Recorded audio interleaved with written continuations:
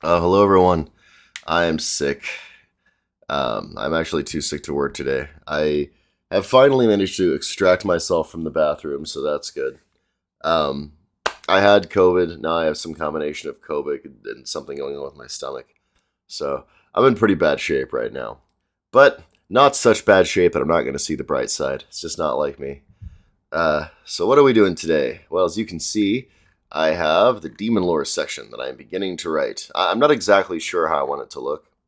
Again, I'm going back to Yoon Suin, the thing that inspires all my setting writing.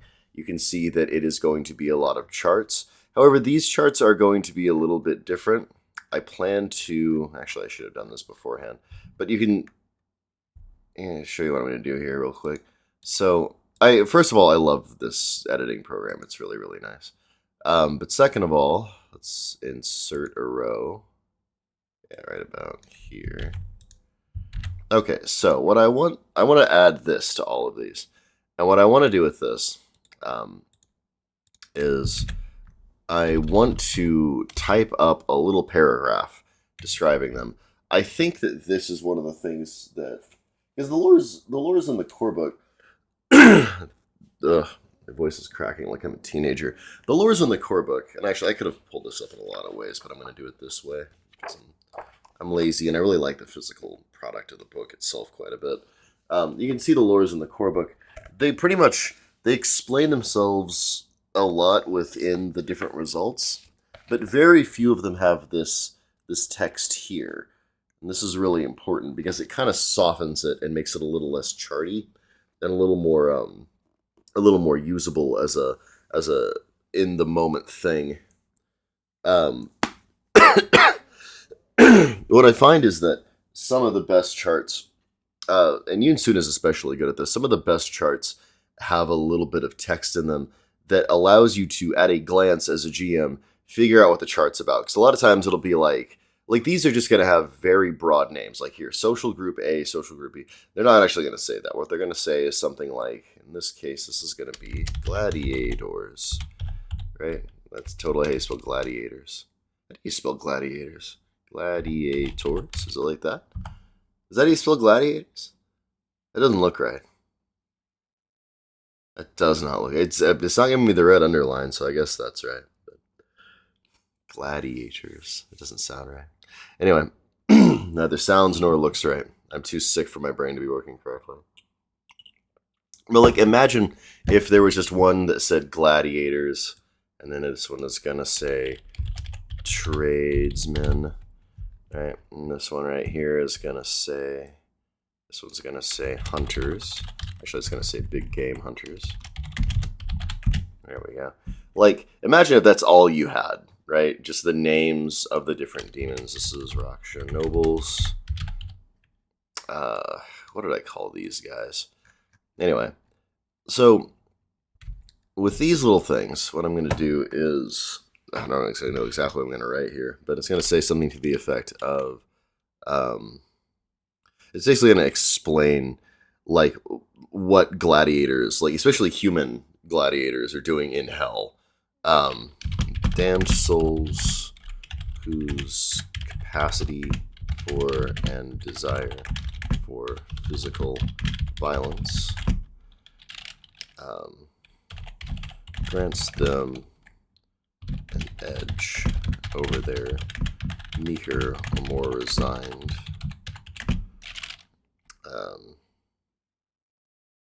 I always get stuck on words like this.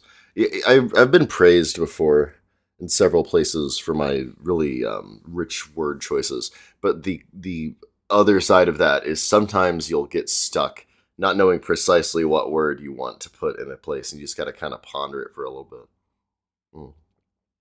I'm going to go with compatriots as a placeholder. That's totally how you spell compatriots, right? I don't know how to spell anything. I'm illiterate. I don't know how to spell. This is all just complete. That can't be right. Oh, it's compatriots. Okay, yeah. No, that's correct.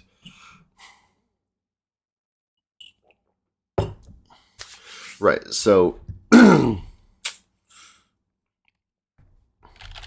Oh, you know what? That's another thing I gotta do.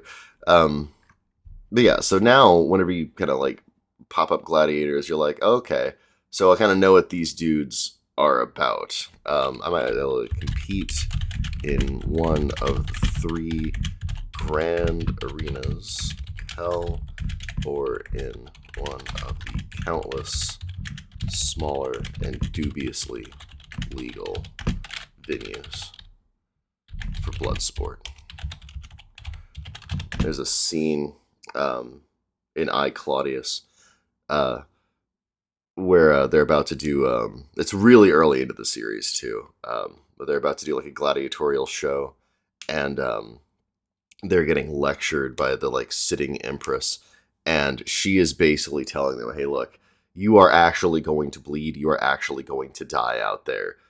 No halfsies. This is gonna happen. And it's a really good little thing. I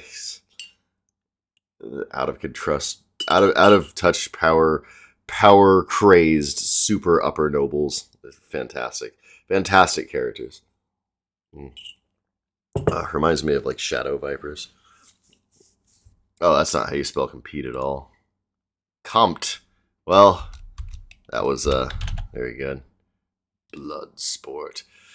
I'll keep it as 2 words. I don't care. So I've created this convention, or I've rediscovered it, or something. Also, I have no idea what the 3 grand arenas of hell are. I just feel like there should be at least 3. Let's see. But yeah, so now we know what these guys are like about as people and what they do, like what their job is. So now, whenever you need an NPC gladiator as like a social circle for a plot hook or whatever, you can go right here. You can go right here and get these guys. Let's see. Wonderful. Check this out. These are my actual notes for these guys. Here we go. Look at this. Ta-da! Now this is actually a carbon copy. I guess it's just a copy of the way that Yun Suin did this. So they just have, the way they have it is cool. They've got 2 NPCs. They've got rumors and hooks. And these are, Yun Suin is fantastic. It has a lot going on with these charts. And then we have next challenge.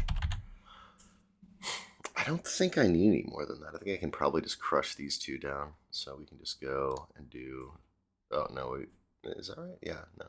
7, and then we'll do 6, 5. Just like that. And I actually do have all these that I need. So we're probably going to do a little bit of light editing here. Dude. I might make this, should I make this smaller? Would that be better, or would it be better if it was just like italics? Italics might be. I'm trying to figure out what's the most readable here. Because like I don't like that. I don't like that it's like spilling over. What if I brought it down to 9? Yeah, 9 in italics is good. It's very readable. I've been doing that a lot, where the convention I'm adopting for anything is just what would be the most readable version of this. We're going to go with subsection header on all those.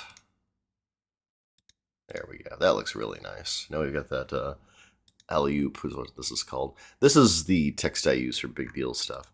So now I just fill this out, and like these aren't even names. These are just like young star fighter. Should probably clarify that a little bit more. Established gladiator. I'm just going with hero. Established hero. The veteran badass. Yeah, see, so this is what we're doing here. Now, zooming out and going a little more macro level, like here's all the different hell lords. I've got Lankapura, Yanmoji, and they're all here. Pondorika, Chia Diyama, and Kanton Suhi. The Japanese ones are hard for me. I don't know why. I can't do Japanese pronunciation. Banash. So, okay, so some of these are actual places, Kagare, and some of them just mean things in the language of the culture I primarily took from. Like Vinash is not a place anywhere in Hindu myth, but if you translate like the term wasteland into, I don't remember which of the local languages I decided to do. I think it's Hindi. Um, then that's what you get. You get Vinash. But yeah, zooming out, you can see they all have similar elements. So this is a touch more uniform than Yoon Soon is. Yoon Soon is beautifully organic in its realization. It's an absolute work of art, for the record. I love Yoon Soon so much. Um, but I'm doing this a little bit. The reason I'm doing it this way is to scope it, so I'm not writing it for eternity. Because these charts alone could take as long to write as the rest of the book. And I'm doing these 7 for the 7 different landscapes that are in hell, and then there's one overarching one for Naraka and being in Naraka.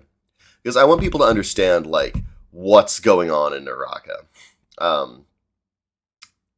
This section here is going to get expanded a little bit. So the introductory section to the lores is going to just be, here's how you use the lores, and here's what it's like being in Naraka.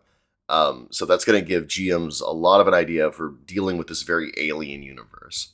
If you're familiar with Exalted's Malpheus setting, you'll have a pretty good grasp of it right away. If not, this is going to be a weird rock and roll nightmare that you're going to enjoy reading about. I, of course, am going to keep it extremely punchy. I don't like bloviating.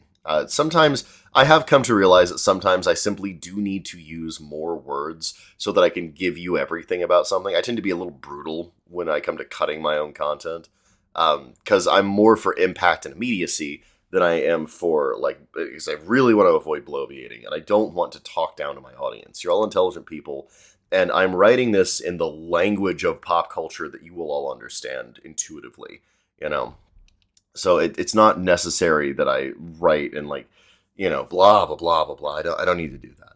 But I do need to give you enough that you can point to this and be like, this is why this is like it is. And enough to spark your creativity and your own imagination. Because I want this to live in your head the same way that Malpheus lives in my head. I think that you deserve to have that experience when you buy this book. And so I want to give it to you. So that's the functional how to use this lore, and then the more general, like, here's what Naraka is about as a setting. And this is just an overview of the different places. There's going to be a little more in here. I've got this bit about how damned souls work. I'm going to add a little bit to this where they can get jobs. But basically, if you're a human and you die with bad karma, which is to say you're a sinful person, you go to hell, and you reincarnate there as like a quasi-physical body, and all of your sins are tattooed on you. And as you expiate your sins, as you go through perdition and get tormented and killed in ironically appropriate ways to pay for your crimes, those tattoos fade. And when you don't have any anymore, the next time you die, you reincarnate somewhere higher up on the chain. It's a pretty slow and agonizing process. I calculated the average stay in hell was probably on the scale of 6,000 years. So that is a very long time. So most people that wind up in hell stay in hell, and their lives are miserable and full of suffering and death. When you die in hell, when you're tortured to death or otherwise die, you actually regenerate in about an hour of agonizing pain. So human beings in hell, human damned souls in hell, are very useful to the demon overlords there, but it's not great to be in hell, unsurprisingly. I'll probably drop these charts. Well, actually, I might use something. I might make these general encounter charts. I'm getting off track here. So that's the beginning. We're going to add all these elements of hell together so you know what's going on with that. And then we're going to go to the individual lores of the different places you can be. And the idea with these is just the same thing as with Yoon Suin. It's when players are wandering around in the setting of hell, this should give you an idea of the GM of how to run that, right? Who do they run into? What are the rumors and hooks they're going to get from those things that are going to hook them into adventures? What kind of creatures are there? What do they want? What intrigues are available in hell? what kind of special adventures can you go on? Um, yeah. Uh, if you need an NPC on the fly, I've got this much more truncated personages chart. There's actually a 1 to 30 chart in Yoon Soo, and I've only got a 1 to 10 here. I think that might actually do it. Um, maybe. I don't know. I don't know. I had, oh goodness, I had 1 to 20s in the core book. No, I had 20-point charts in the core book. They were on D100s, but they were 20-point charts. Um, which had 20 individual names on them. I don't know if I have that many names in me, but I'll give it a try. Um, and yeah, so basically these are just going to be that, and there's going to be places for, yeah, like here, the adventure stuff, the places, and all that stuff. This is going to be hexes, like sample hexes, because I still think the hex crawl is the best way to like drip feed content whenever people are just exploring within a game. So yeah, that's what we're currently working on. This was the democratically chosen next thing to work on. After that, let me scoot on down here. You can see that we have a bit to work on there, but look at this.